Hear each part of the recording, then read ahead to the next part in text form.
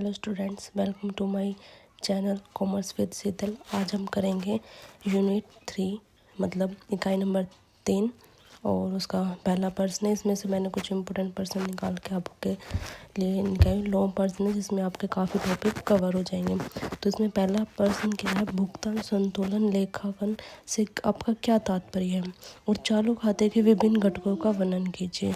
तो अब हम देखते हैं उत्तर है भुगतान संतुलन एक निश्चित अवधि में एक देश के निवासियों और शेष विश्व के निवासियों के बीच हुए लेन देन का लेखा जोखा है। ऐसे लेन देन जिसमें घरेलू निवासी विदेशी और संपत्तियां वस्तु और सेवाएं खरीदते हैं या विदेशी द्रव्य कम करते हैं, उन निधियों को उपयोग माना जाता है। आगे आता है आपका पहला था चालू खाते क्या होता है। अब है गैर मौद्रिक संवरण आवागमन क्या है। संवरण एक वस्तु और एक वित्तीय परिसंपत्ति दोनों है। मौद्रिक प्राधिकरण द्वारा आधारित संवरण में वित्तीय परिसंपत्ति माना जाता है।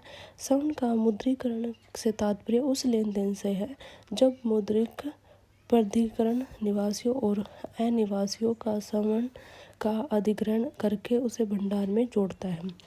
इसे आरक्षित खाते में डेबिट प्रविष्टि के रूप में दर्ज किया जाता है और एक गैर मौद्रिक संवरण खाते में क्रेडिट प्रविष्टि के मोड में की जाती है। इसके विपरीत जब मौद्रिक प्राधिकरण संवरण का विमुद्रीकरण करता है तो नवीनकरण खाते में क्रेडिट और गैर मौद्रिक संवरण आगमन खाते में डेबिट किया जाता है। अगला है अदृश्य मदें। वो दृश्य मदें जो अदृश्य है।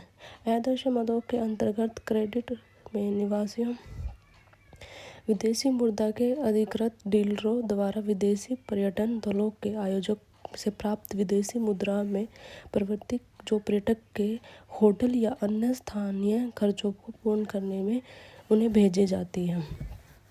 गैर निवासी एयरलाइनों का या शॉपिंग कंपनियों से सीधा भुगतान किए गए माल ढुलाई शुल्क परिवहन के अंतर्गत डेबिट रूप में दिखाई देंगे। भारतीय बीमा कंपनियां द्वारा अनिवासी ग्राहकों के प्रदान किए जाने वाले सभी प्रकार के बीमा और पुनर्बीमा पर प्राप्त प्रीमियम को बीमा के अंतर्गत क्रेडिट का एंट्री के रूप में दर्ज किया जाता है। नेक्स्ट है किसी भारतीय कंपनी की विदेशी शाखा द्वारा मूल कंपनी के प्रक्षित लाभ प्रत्यक्ष निवेश आय की प्राप्ति का प्रतिनिधित्व करता है, जिसे निवेश आय के अंतर्गत क्रेडिट या के रूप में दर्ज किया जाता है। किसी भारतीय कंपनी द्वारा विदेश के लिए ऋणों पर भुगतान किया जाना ब्याज डेबिट के रूप में दिखाया जाता है। नेक्स्ट है गैर निवेशियों को प्रदान की गई पेशेवर सेवाओं के लिए भारतीय परामर्श फर्मों को विदेशी मुद्रा आय को विधि मद के अंतर्गत क्रेडिट प्रविष्टि के रूप में दर्ज किया जाता है। नेक्स्ट क्वेश्चन आता है हमारा सेकंड क्वेश्चन क्या है, भुगतान संतुलन क्या है। भुगतान संतुलन को प्रभावित करने वाले कारकों की व्याख्या कीजिए। भुगतान संतुलन मतलब बैलेंस ऑफ पेमेंट। तो बैलेंस ऑफ पेमेंट क्या है, ठीक है, और उसके फैक्टर्स इफेक्टिव क्या है। भुगतान संतुलन एक निश्चित अवधि में एक देश के निवासी और विशेष विश्व के निवासियों के बीच हुए लेन देन का लेखा जोखा है। ऐसे लेन देन जिसमें घरेलू निवासी विदेशियों के और वस्तुओं और सेवाओं खरीदते हैं या विदेशी दरों पर कम करते हैं, तो वही है। तो बैलेंस ऑफ पेमेंट को प्रभावित करने वाले कारक फैक्टर कौन कौन से हैं। पहला है चालू खाता। किसी देश का चालू खाता संतुलन इसकी अर्थव्यवस्था को काफ़ी प्रभावित करता है, ठीक है। नेक्स्ट है मुद्रास्फीति। यह फैक्टर बता रही हूँ मैं। मुद्रास्फीति मतलब इन्फ्लेशन, महंगाई। यदि किसी देश की इन्फ्लेशन मुद्रास्फीति दर उन देशों के तुलना में बढ़ जाती है जिसके साथ वह व्यापार करता है, तो उसके चालू खाते में कभी आने की संभावना होती है।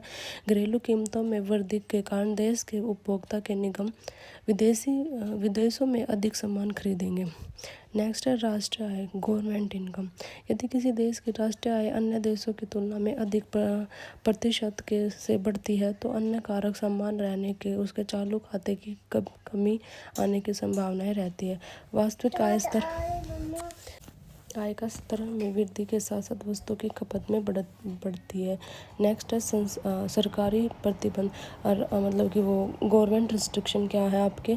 यदि किसी देश के सरकार आयाती वस्तुओं पर कर, जैसे अक्सर शुल्क कहा जाता है, वो लगा देती है, जिसकी वजह से जो है वहाँ पे बढ़ोतरी हो जाती है।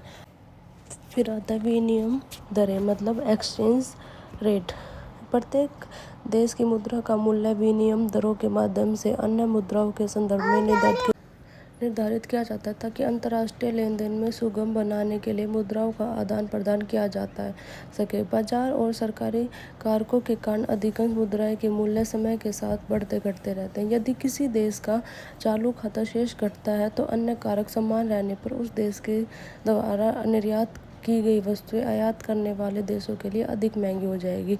यदि उस देश की मजबूत है, यानी आयात की उच्च लागत आयात की घटी हुई मात्रा को भरपाई की से कहीं अधिक कर देती है। इस प्रकार जो वक्र सिद्धांत कहता है कि घरेलू मुद्रा के मूल्य में गिरावट के बाद व्यापार घटे कि अस्थायी रूप से वृद्धि होनी चाहिए, जिसके बाद दीर्घकालीन रूप से इसमें सुधार होगा।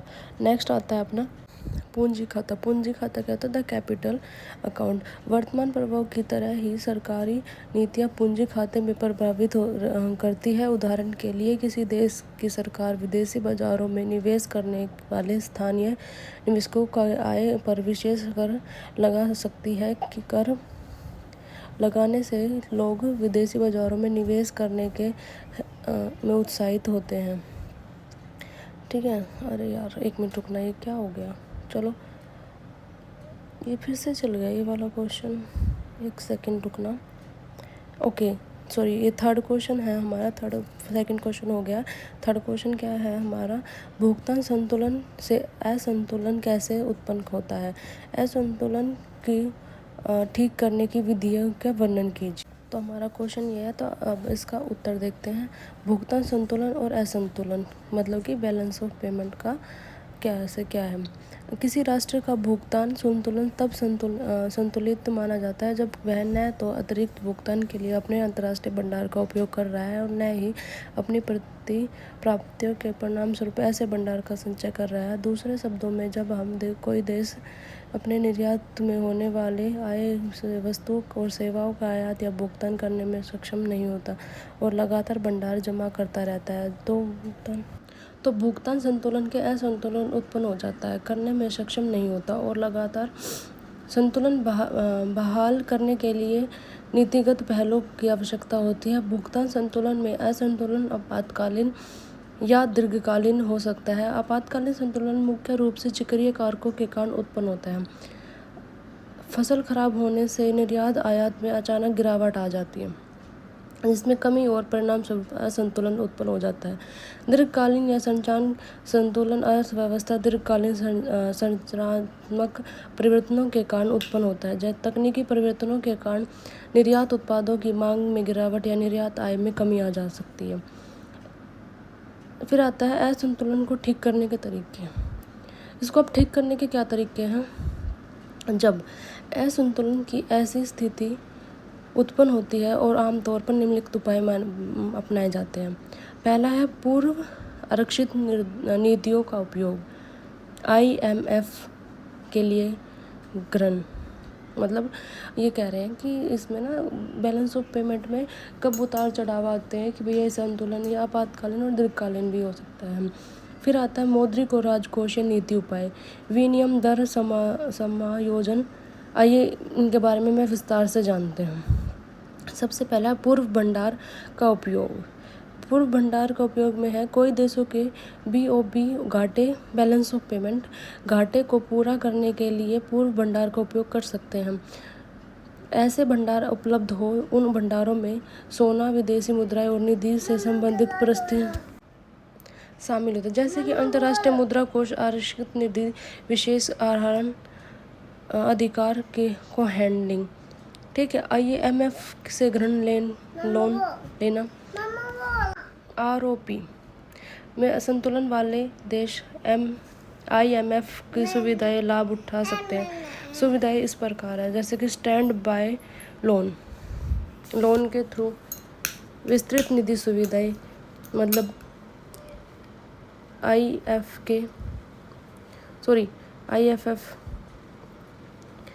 और अब आता है इसका आगे का क्या है, देखते हैं।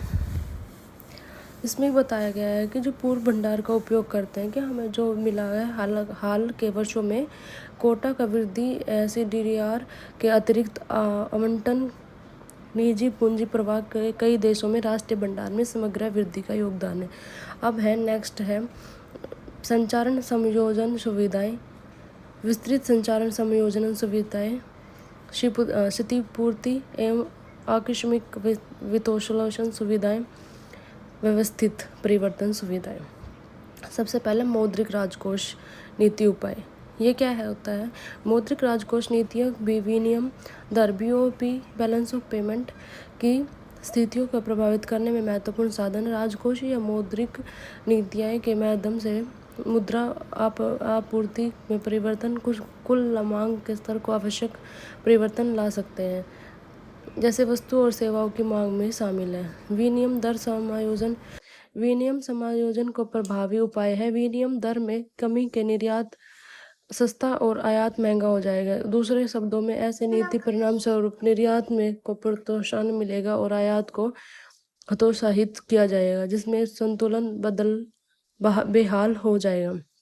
हालांकि इन सभी तरीकों में कुछ सीमाएं हैं, इसलिए मूल्य निर्भरता BOP में असंतुलन की स्थिति प्रबंधन करना एक बड़ी समस्या बनी हुई है, जिसका सामना हर देश करता है। मुख्य समस्या यह है कि BOP का संतुलन प्राप्त करने के उद्देश्य से की गई कोई भी नीतिगत पहल अन्य कहीं अधिक वांछनीय उद्देश्यों जैसे आर्थिक विकास, रोजगार और मूल्य स्थिरता के साथ टकराव आ सकता है। ऐसे टकराव के समाधान नीति निर्माताओं के लिए चिंता का विषय बन जाती है।